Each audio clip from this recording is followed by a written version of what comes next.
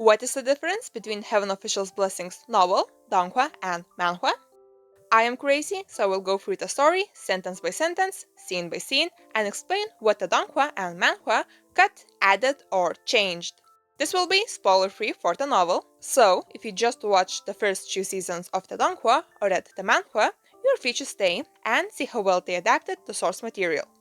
The most I will say is, this scene or line they cut out will actually be important later in the story. So sit down, grab some popcorn, and let's begin.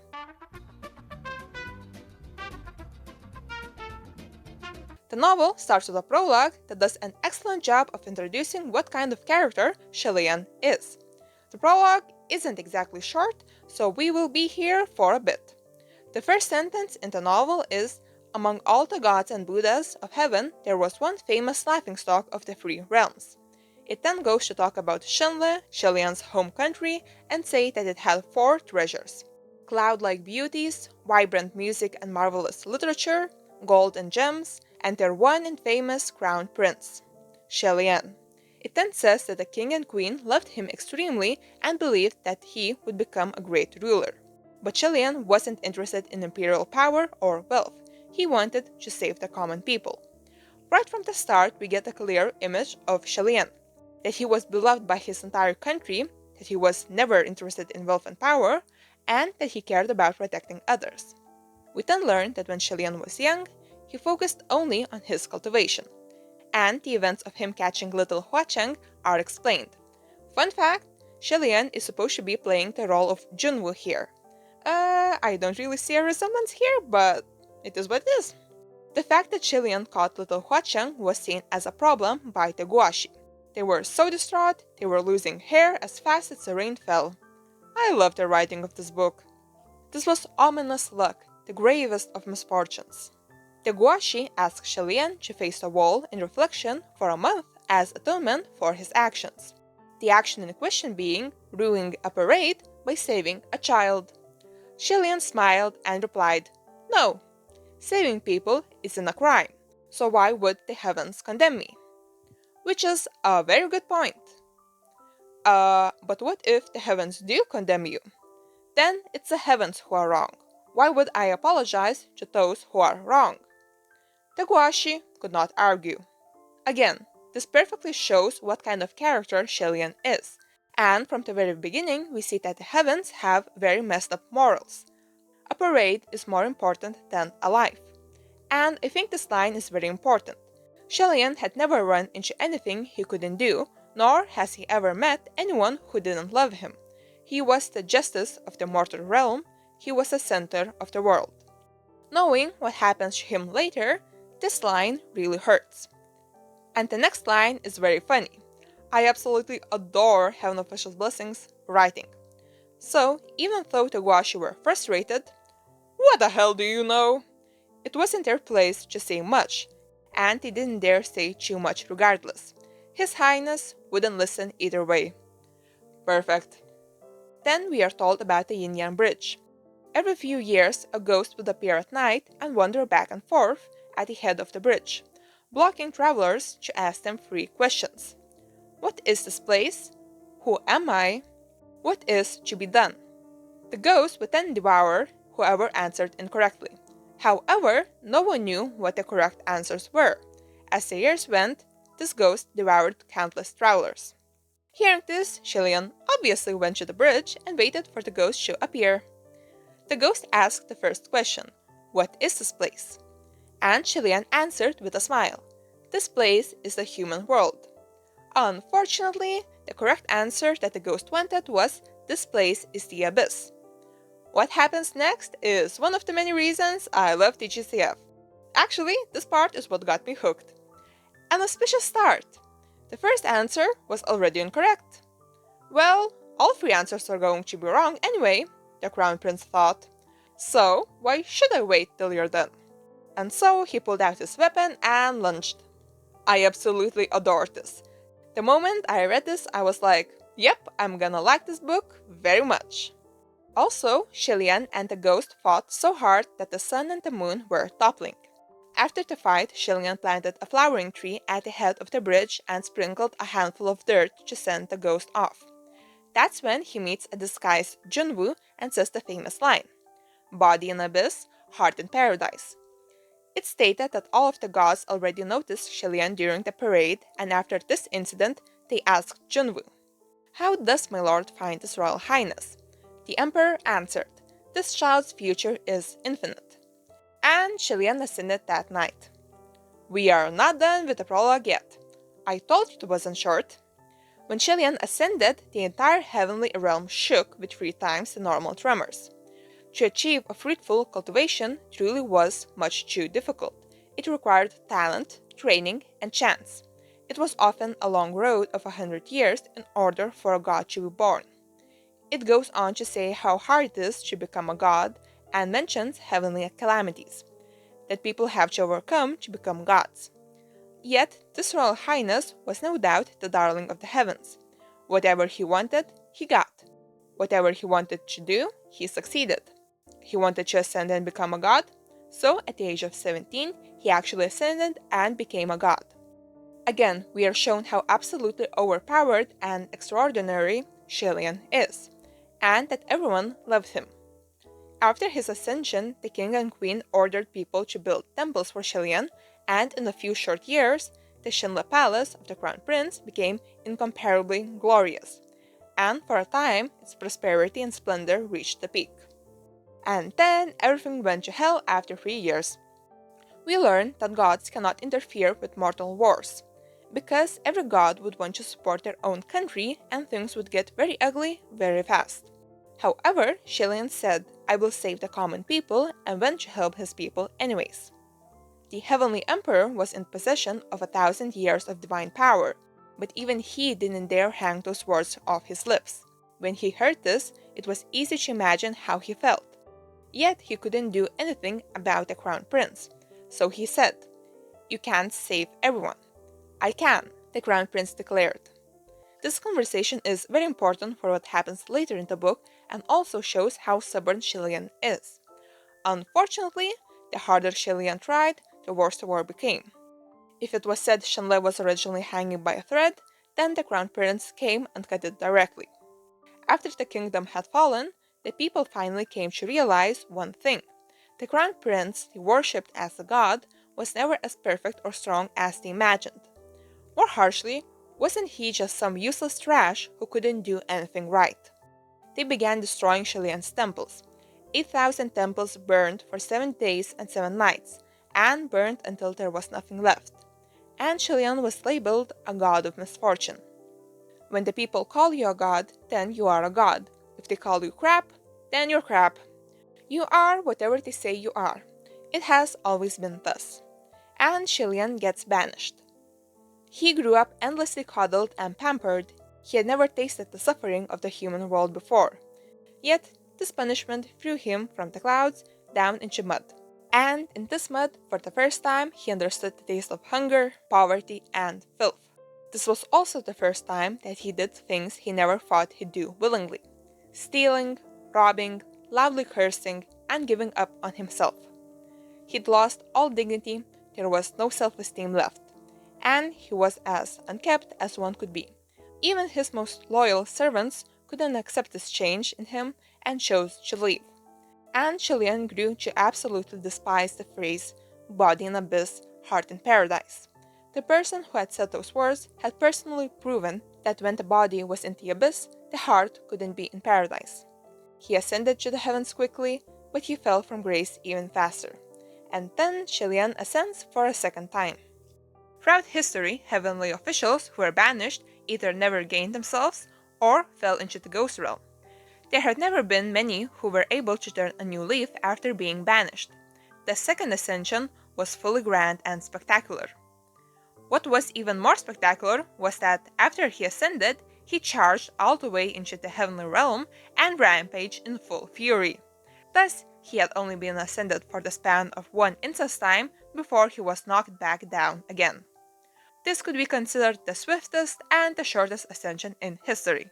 If the first ascension could be considered a beautiful tale, then the second ascension was a farce. Then we learned that the heavenly officials were not just laughing at Shilian after his second banishment. They were also a bit afraid of him, fearing that he will rampage. The first banishment was already tough, imagine a second one. But Shilian was taking things surprisingly well. Sometimes he'd busk at the end of the street, expertly playing any instrument and singing any song. And even shattering boulders on his chest was not beyond him. Sometimes he would diligently and humbly collect junk. All the deities were shocked to the core. Unthinkable that things would reach this point. The point where now, if anyone was to say the son you gave birth to is the crown prince of Shinla, it'd be a curse more malicious than may you die without sons. Divine statues collapsed, native kingdom destroyed, not a single believer remained. Gradually, he was forgotten by the world. Thus, no one knew where he drifted afterwards. And then, after many years, the heavens shook again. The heaven fell and the earth cracked, the ground trembled and the mountains shook. Everyone was waiting to see who this amazing person was, only to find out that Shilian had ascended for the third time. And we're finally done with the prologue. If you remember, this video was supposed to compare the novel with the Donghua and Manhua. Well, I ignored them up to this point because both of them do a terrible job of adapting the prologue. The prologue shows us Shilian's character, how he acts, what he believes in, how stubborn and strong he is, that he is ready to go against the heavens themselves if he believes it's the right thing to do. It also tells us again and again how freakishly powerful he is and that he was absolutely adored by everyone. We also see that the heavens aren't exactly that great. Saving a child's life was seen as a bad thing after all. Okay, now for the comparing. First, let's see how the Manhua handled the prologue. Okay, we immediately lose the among all the gods and the Buddhas of heaven, there was one famous laughingstock of the three realms, and go immediately to the serious stuff. We are told that Shinla had 4 treasures, that Shilian was skilled and ascended at 17 after facing a heavenly calamity, and we immediately get told that he was banished after 3 years. We don't get to see the Shangguan festival, we don't get to see the Yin-Yang Bridge ghost, we don't get to see Shilian's character at all. We don't even get to know why he got banished. We lose all of Shilian's agency. We do see that after the second ascension, he attacked Junwu and got banished again, but we have no context for this. The only thing that we get about Shilian's character is that he adjusted well to his second banishment, and we see the whole busking and trash collecting thing. We do not get the even his most loyal servant couldn't accept this change in him and chose to leave. But we are told that Shilian took Muqing and Fengxun to heaven with him, and that they later ascended themselves, which wasn't in the prologue, but it will be discussed later in the book. We see Shilian getting forgotten and abandoned, and we see him ascending again. Everything that the original prologue did is gone here. We only get a few basic facts. We don't learn how beloved Shilian was. We don't learn how incredible it was for him to ascend at 17, and even to ascend a third time. We don't get the body and abyss, heart in paradise line. We do not see Shilian making his own choices and going against the heavens themselves. We don't even know why he got banished the first time. The art is pretty, but that's it. If you only read the manhwa, you miss so much here. Now, let's see how the Donghua handled the prologue. They skipped it? Kind of. The first episode starts with an original scene, and then we see Shilian's third ascension. The actual prologue is moved to the end of the first episode, which is a choice. I don't think it's inherently bad to move it to the end. It works fine there, but the Donghua also cuts a lot from it. Hua Cheng is actually the one narrating the entire thing, which is cool. We are again told that Shinla existed, and we get to see the Shangguan festival. The part where Shilian backtalks to the Guashi is cut though, and with that, all of Shilian's character and the imperfections of heaven are also gone. Then we actually get to see the Yin-Yang Bridge ghost. The ghost design is pretty accurate to how the book describes it, and we get to see them fight, which is cool. What we don't get is a conversation between the ghost and Shilian. We never get to hear the questions and the answers, which is bad because the ghost and the questions are actually important later in the story, and it helps us understand future characters. We do see Shilian planting the flower tree and sprinkling dust on it, which is a nice little detail. And we get the encounter with Junwoo. However, we do not get the line body in abyss, heart in paradise. And that line is freakishly important. We also aren't shown how hard it is to ascend. Like, it's obvious that becoming a god would be hard, but the prologue really emphasizes that Shilian is truly extraordinary. The fact that Shilian was absolutely adored by everyone is also cut. However, we do get to see why Shilian gets banished the first time, and we see his decision to ascend to help his people, and we see those people turn on him. We do not get anything about his second ascension and banishment though. And the Donghua gives us a bit of Hua Cheng's backstory, specifically the part where Shilian tells Hua Cheng, if you can't find a meaning in life, then allow me to be that meaning. This wasn't in the prologue, and it very obviously shows that Hua Cheng is that boy. So it's a bit spoilery, I guess? Both adaptations didn't do a great job here. But in my opinion, the manhwa is worse. From the entire prologue, the busking part is probably the least important, and for some reason, the manhwa chose to expand just this part. I say it isn't important because after seeing Shilian collecting trash in the present, you can guess that that is what he did after his second banishment. Like the shattering boulders on the chest part is actually very important. For those of you who haven't read the novel, you'd be surprised how important it is. But the manhwa doesn't mention it either. What made the busing part interesting in the prologue was the fact that previously we were told that Shilian couldn't adapt to the mortal peasant life like at all after his first banishment. So it's weird that he took his second banishment so well. So even though the manhwa kept the busking, it doesn't have the same weight that it did in the prologue of the novel. The Donghua, on the other hand, kept the important stuff, the festival, the Ninian Bridge, and the fall of Shenle. The execution isn't perfect, but at least we see those events. Okay, enough of the prologue, let's move to the actual story. I promise that there will be more comparing now. The prologue was just very long and the adaptations cut almost all of it. For this section, I'll immediately compare the Donghua to the novel and then go back to the manhwa. You will see why I chose to do it like this later. In the Donghua, Lingwen says congratulations and immediately explains what she's congratulating Shilian for. In the novel, she says congratulations and then Shilian says, thank you, but can I ask what you're congratulating me for? In the Donghua, Shilian replies to the news saying that somehow I find it hard to be excited about that. And in the novel, he replies with, well, no matter what, first place is first place. But since you're congratulating me, is there anything that's actually worth being happy about? Like, these are very small changes, but they do alter Shilian's character a tiny bit.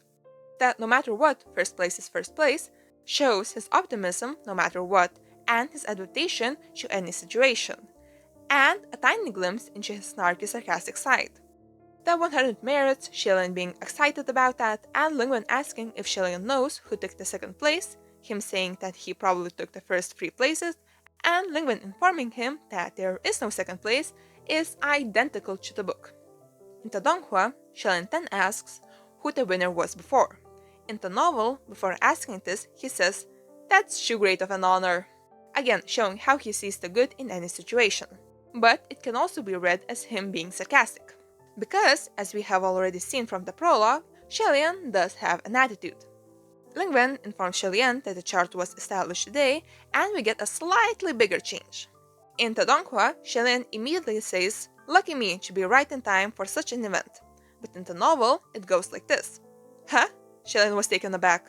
You don't mean to say that this chart was set up just for me? And it is Lingwen who says, you can think of it as, you just so happened to have made it in time, and just so happened to steal first place. To which Shilian grins and says, alright, I'll be happier if I think of it that way. With this change, the Donghua does give us back the optimism to Shilian that it took away with the previous changes.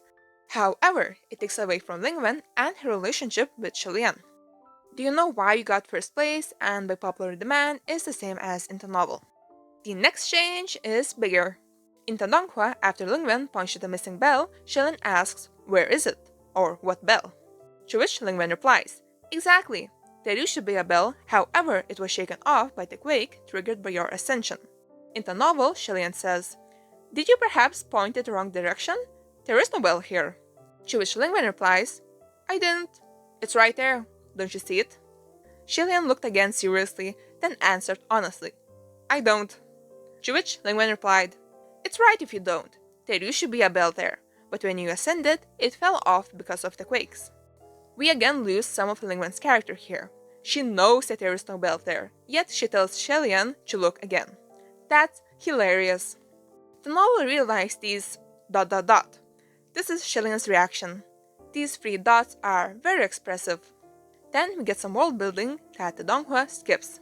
The clock is older than you, but it has spirited character and enjoyed a good spectacle. Whenever someone ascends, it would toll a few times to applaud. The day you ascended, the quakes were so strong the bell tolled like mad and couldn't stop at all. In the end, it made itself fall off the bell tower before it finally ceased. After this, the Donghua follows the novel perfectly. We are told the bell fell on a heavenly official.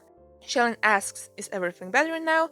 Lingwen misunderstands and says that the bell is still under repair, and Shilian clarifies that he asked about the heavenly official. This is a weird change. In the novel, Muqing chops the bell with his hand, but here he is shown slicing it with a sword. A small change, but the decision to use a sword does make Muqing look a bit weaker. Then for a while, the Donghua follows the novel very faithfully. I just like the wording of this exchange in the novel more. And I'm the one responsible? You're the one responsible. The next change is after the I don't even have 10,000 of that amount. In the novel, it is explained what merits are. The faith of mortal believers was converted into a heavenly official's spiritual power, and every stick of incense they lit and every offering they gave were thus called merits. Shilian very seriously asks if Lingwen would be willing to kick him down from here and give him 8,880,000 merits for it. I love Shilian. And Lingwen replies, I am a civil god. If you're looking for someone to kick you down, you'll need to find a martial god for it. The harder to kick, the more merits to give. I love Lingwen. This exchange isn't exactly all that important, but it does show character, and I love the novel for it. Shilian sighs and says he'll think about what to do. The Donghua skips this part and goes immediately to Lingwen patting his shoulder and telling him not to worry. And we finally reach a pretty big change, and I'll have to stop here for a bit. As we saw, the Donghua followed the novel almost perfectly. But what about the Manhua? The Manhua starts with Shilian looking at the broken bell. I trust you already see why this change is problematic. Lingwen says congratulations and immediately explains why she is congratulating Shilian. The same change as in the Donghua, nothing special. Shilian says that first place is still first place. Good, the Donghua cut this part. And then Shilian asks who was in first place before.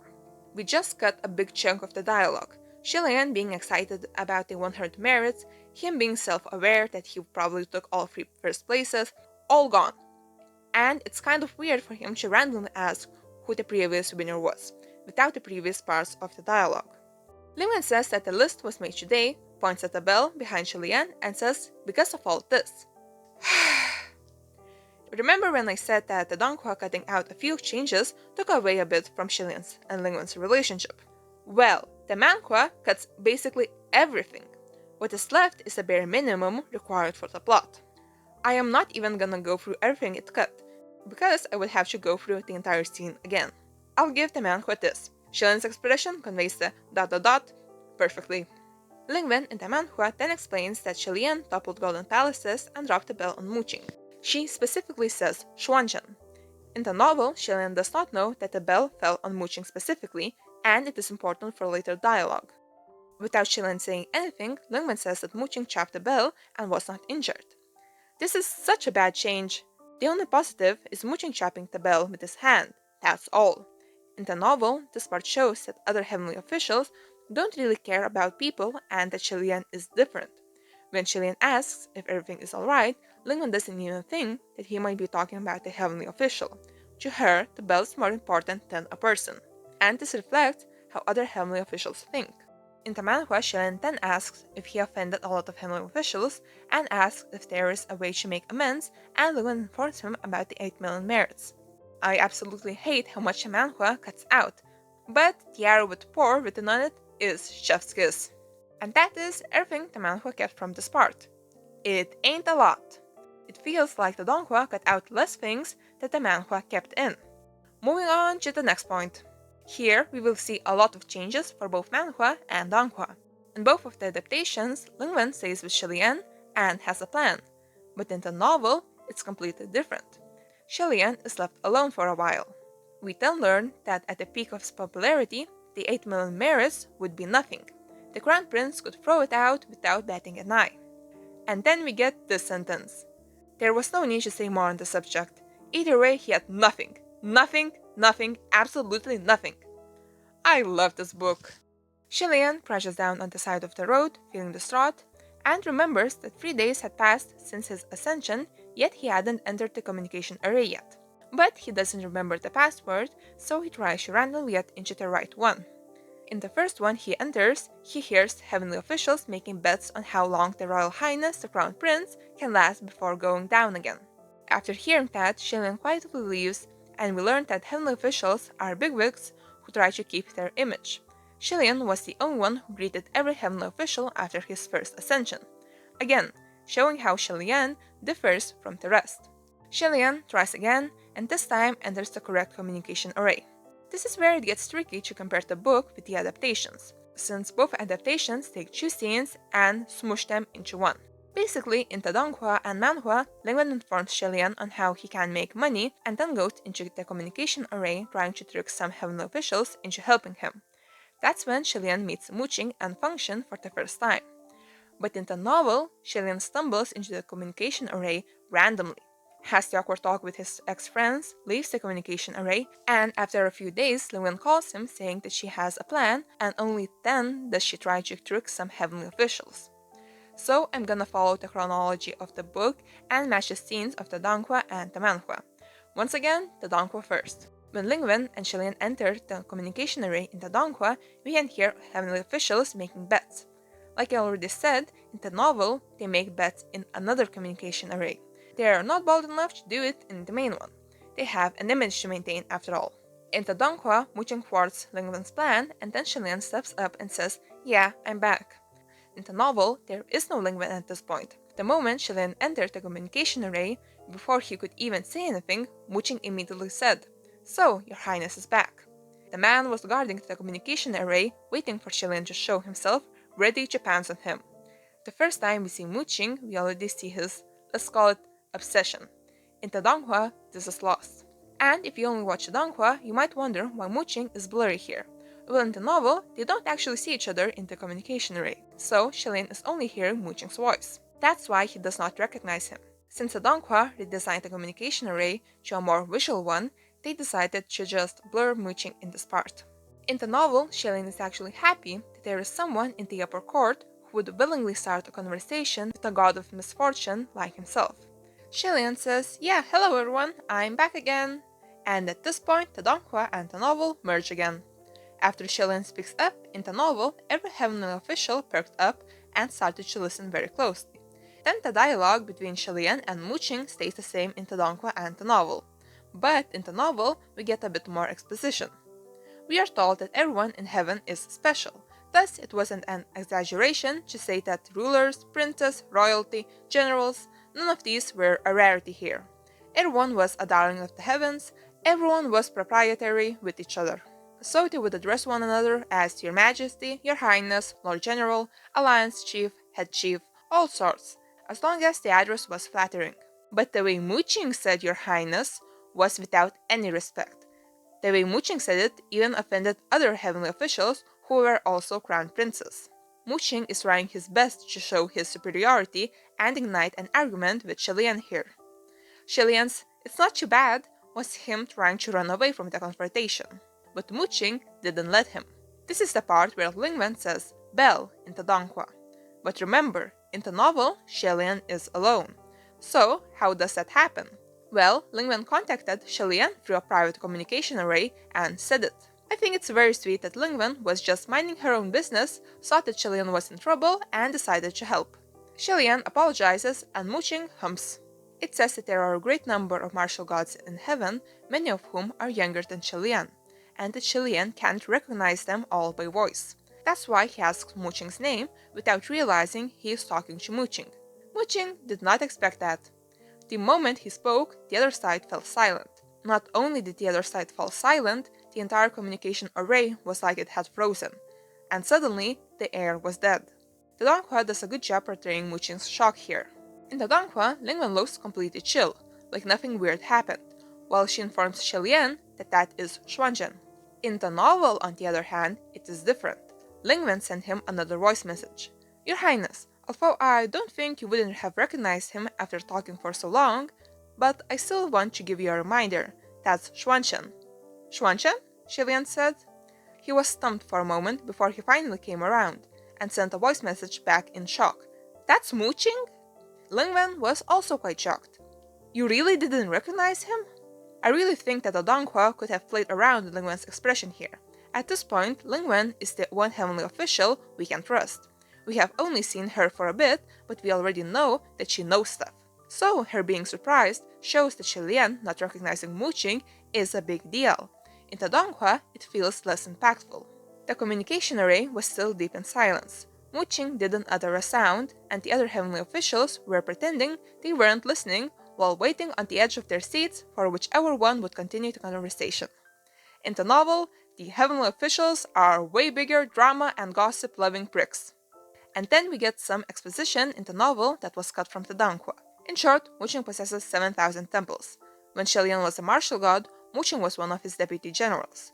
Muqing came from an impoverished background and his father was an executed criminal. Due to his status, Muqing could only run errands and clean. Back then, Shilian saw how hard Muqing was working, so he requested for the Guashi to make an exception to take Muqing in as a disciple. It was only by the golden mouth of the Royal Highness that Muqing could enter the temple to cultivate and be trained alongside the crown prince. But when Shilian was banished, Muqing didn't go with him and eventually ascended himself. The relationship between Shilian and Muqing is made very clear, and it is very complex. Knowing all this from the very beginning helps understand Muqing's actions and his, obsession. Without this information, his snarky comments at the beginning don't hit as hard. Then the Donghua cuts more of Shilian's and Lingwen's interactions. On this end, Lingwen said, "He's very angry." "I figured as much," Shilian said. "I'll go start another topic of conversation. You best take the chance to leave," Lingwen said. "Nah, it's okay," Shilian replied. "It's fine as long as you pretend nothing's happened." "It's okay," Lingwen said. "I feel awkward just watching you two." "It's not that bad," Shilian replied.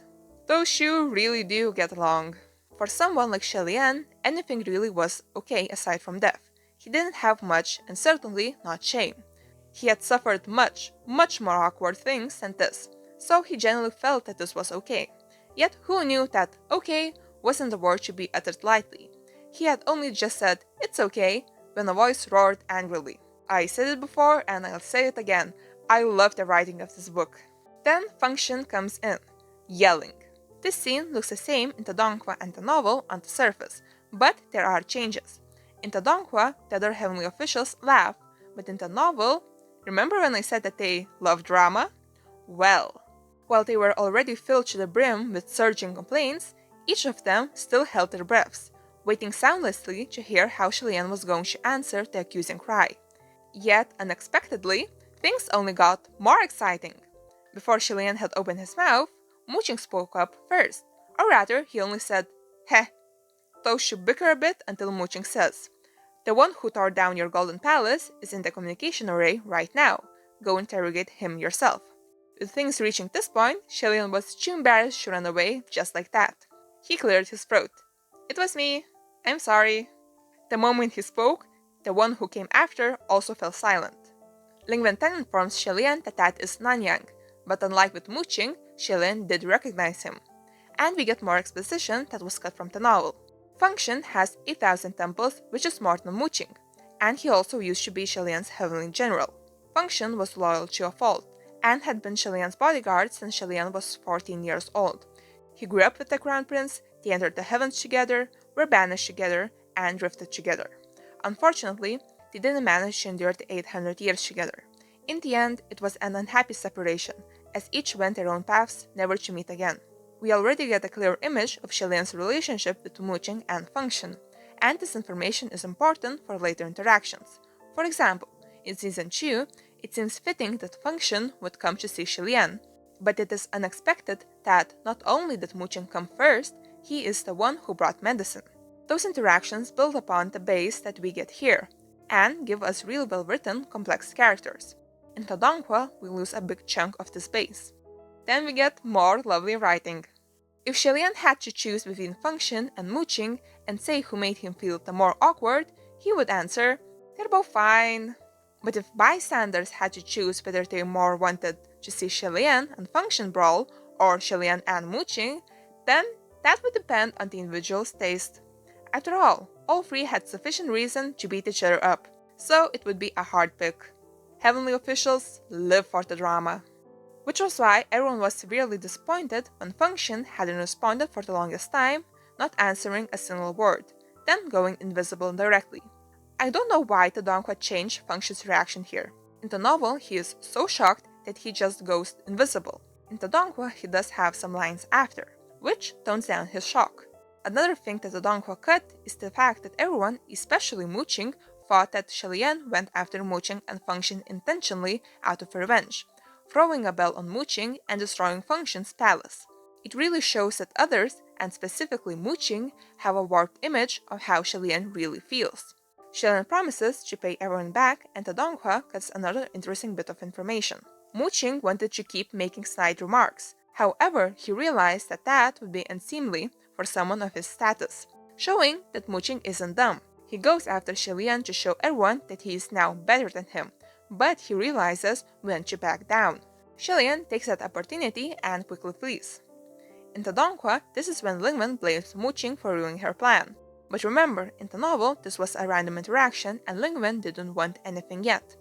So, in the novel, she only calls Shilian to her palace a day after this fiasco. The Donghua depicts the palace of Lingwen quite well. The only thing it keeps out are the depressed heavenly officials.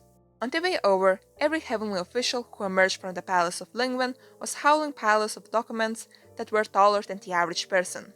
Their complexions ghastly pale, looking either like they were breaking down or numb. Only now does Lingwen bring up the Emperor's request, and the novel goes a bit deeper into what kind of people prayed for this: the Grand Believer. There are three types of Grand Believers. Number 1, the very rich, who spend a lot of money on incense and offerings. Number 2, missionaries who could promote the religion. And number 3, believers who had absolute faith. Number 1 being the most common. This seems unimportant, but it shows yet again heaven's corruption. If you're rich, then you can basically buy heaven's help. If you're poor, then suck.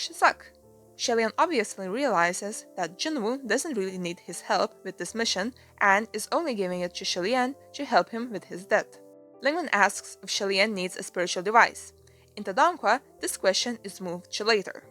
In the novel, the question logically leads to Shilian trying to recruit some heavenly officials. She logically decided that if Shilian can't use spiritual devices on his own, then he will at least need some help. Both of them knew that no one would willingly help Shilian, so she decided to trick them. This shows that Lingwen does care about Shilian. In the Donghua, this decision comes a bit out of nowhere because she hasn't asked about the spiritual devices yet.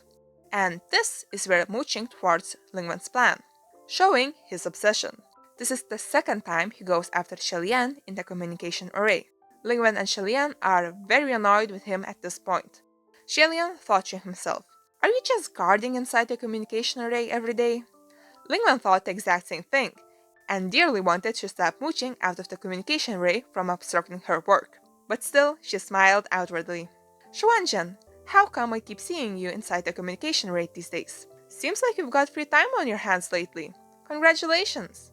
"What a queen! I love Lingwen." Muqing replied coolly, "My hand is injured. I'm currently nursing the injury." Every heavenly official thought to themselves, "That hand of yours can chop the mountains and the seas without breaking a sweat. What can splitting a bell do to you?" This is where Muqing chopping the bell in his hand is important, for this one funny scene. Since the Donghua removed it, the change to a sword doesn't really matter. What does matter is that I get way more character from Lingwen in the novel. At this point in the novel, I already really liked her. In the Donghua, it's a bit more Then the Donghua adds in a bit more dialogue here. In the novel, Shilian says that it's fine. Tricking people wouldn't have helped anyone, and says he will be off. Lingwen says the iconic line, Shillian responds with "no paths are bound" and leaves in a dashing manner. Remember that dashing, it will be very funny later. The dialogue that the Donghua adds does bring back some of Lingwen's care towards Shillian that was cut in the previous scenes. Okay, the Manhua. Wouldn't blame you if you forgot that I was also supposed to talk about it. Like I mentioned previously, the Manhua also combines the two conversations in the communication array into one. Lingwen brings up the request right then and there next to the bell. She also just randomly decides that Shillian needs assistance similar to the Donghua. Mooching thwarts her plan, and we do get the conversation about the hurt hand and Lingwen being annoyed. But then, Function appears at this point. Those two bicker, and this is Function's reaction when Shillian speaks. Not gonna lie, I love this speech bubble. It really conveys his emotions. And that's it. Lingwen says that she would have succeeded if it wasn't for mooching. Shillian says that it is fine, and he leaves. Remember when I said that the information we get about mooching and Function and their interaction with Shillian here build a base that allows for future character building? Remember when I complained that the Donghua cuts out a part of this base? Well, in the Manhua, there is no base. Only the bare bones are kept with absolutely no meat on it. All of that character is gone. Like, just from reading this much of the novel, I could already write an essay on Shillian's character. Just reading the Manhua, I would struggle to write a few sentences, because there is nothing there. The Donghua does cut stuff out and sometimes makes questionable choices, but it does follow the novel very well to the point where I can nitpick small things and not just say, oh, they cut out like 90% of the scene. But I will have to end the video here, because the script is way too long as it is. I managed to cover what? Not even half of an episode? By the time I'm done covering the first few seasons, maybe season 3 will have come out. Anyways, thanks for watching, see you in part 2. Bye!